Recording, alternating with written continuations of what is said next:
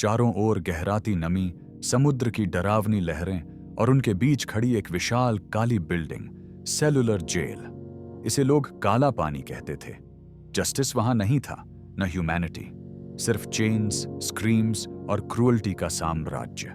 और इसी hell like place में एक दिन लाठी के प्रहारों के बीच एक दुबला पतला पर तेजस्वी युवक को लाया गया, विनायक दामोदर सावरकर। 2 बार लाइफ इम्प्रिजनमेंट की सजा मिली थी, यानी 50 साल का कठोर कारावास। जेल अफसर जानते थे, ये कोई ऑर्डिनरी प्रिजनर नहीं। उसकी राइटिंग्स ने यूथ के माइंड्स में रेवोल्यूशन जगा दी थी।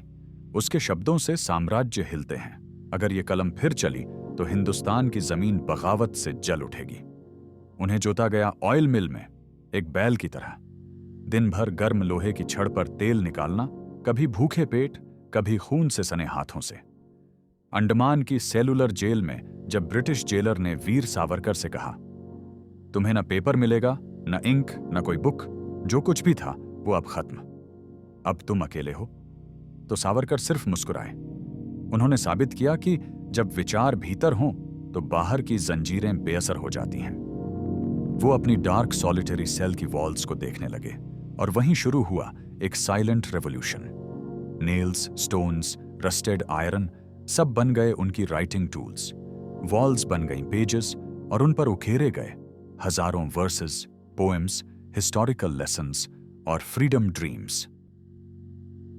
जो कुछ उन्होंने लिखा वो सब मेमोरी में स्टोर करते गए, हर दिन रिपीट करते। और जब सालों बाद वे जेल से बाहर आए, उनके साथ निकला एक पूरा साहित्य जो कभी कागज पर नहीं बल्कि दीवारों और दिल पर लिखा गया था।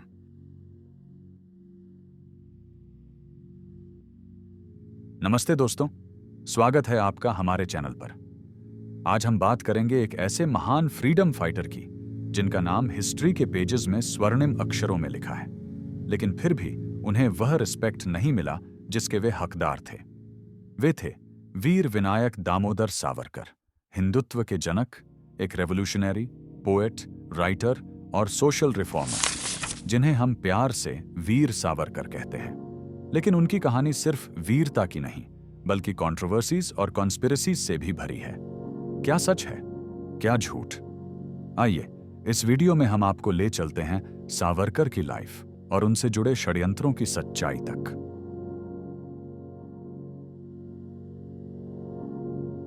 28 मई 1883, नासिक के पास एक छोटा सा विलेज भगूर, एक मराठी चित्पावन ब्राह्मण में जन्म हुआ विनायक दामोदर सावरकर का।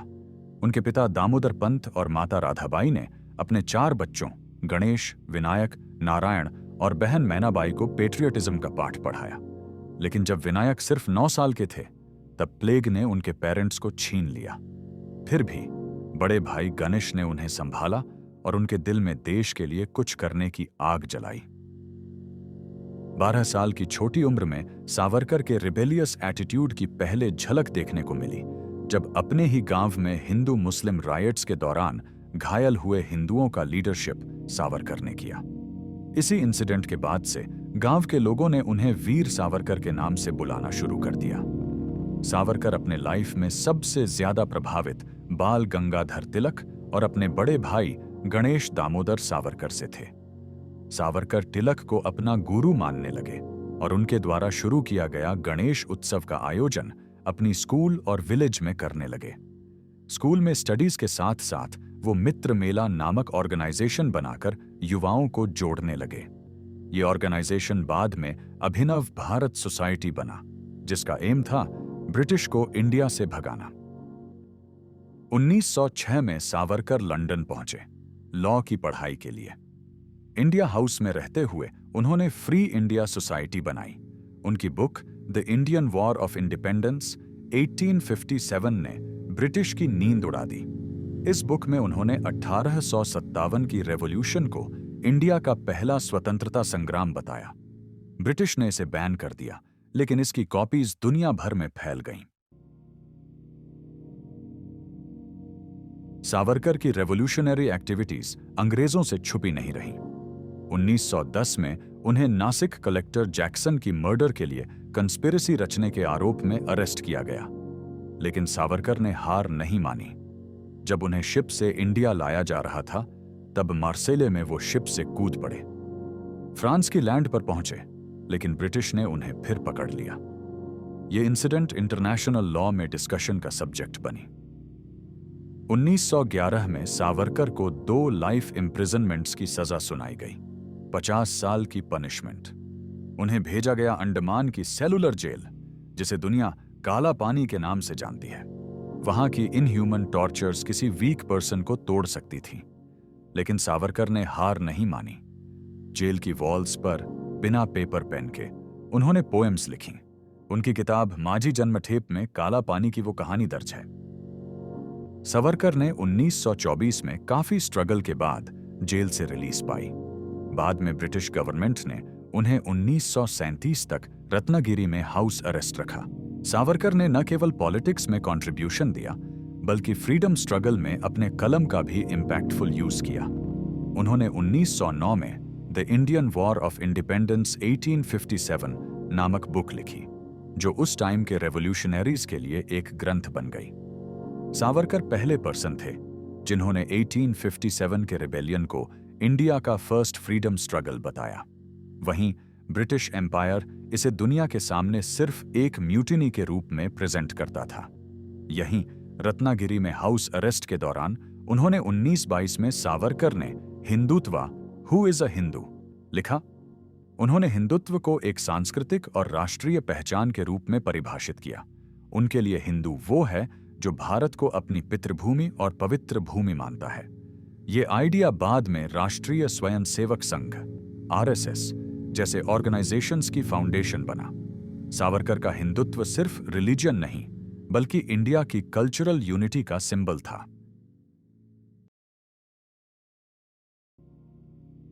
लेकिन सावरकर की कहानी सिर्फ ब्रेवरी और सैक्रिफाइस की नहीं, उनकी लाइफ कंट्रोवर्सीज से भी घिरी रही। आइए उन 4 बड़े कंस्पिरेसी थ्योरीज की बात करें जिन्होंने सावरकर को हीरो से विलेन बनाने की कोशिश की। मर्सी पिटिशन का मिथक। कहा जाता है कि सावरकर ने ब्रिटिश से मर्सी पिटिशन मांगी और उनकी लॉयल्टी की ओथ ली। सच क्या है? सावरकर ने 1911 में अंडमान जेल से अपनी पहली क्लेमेंसी पिटिशन ब्रिटिश गवर्नमेंट को भेजी, जिसे रिजेक्ट कर दिया गया।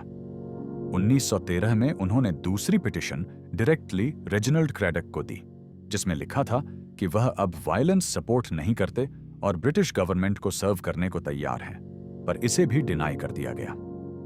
1917 में उन्होंने तीसरी पिटिशन दायर की। इस बार सभी पॉलिटिकल प्रिजनर्स के जनरल एमनेस्टी की मांग की, लेकिन फिर रिजेक्शन मिला। 1920 में उन्होंने एक और पिटिशन फाइल की, ब्रिटिश क्राउन की डिक्लेरेशन ऑफ क्लेमेंसी के तहत, जिसके बाद 1921 में उन्हें अंडमान से रत्नागिरी जेल में शिफ्ट किया गया, मगर कुछ कंडीशंस के साथ। ब्रिटिश गवर्नमेंट ने उनसे एक डिक्लेरेशन साइन कराया, जिसमें उन्होंने ब्रिटिश रूल और कोर्ट वर्डिक्ट को एक्सेप्ट करने की बात लिखी, जो बाद में उनकी फ्रीडम और डेफेमेशन दोनों का कारण बना।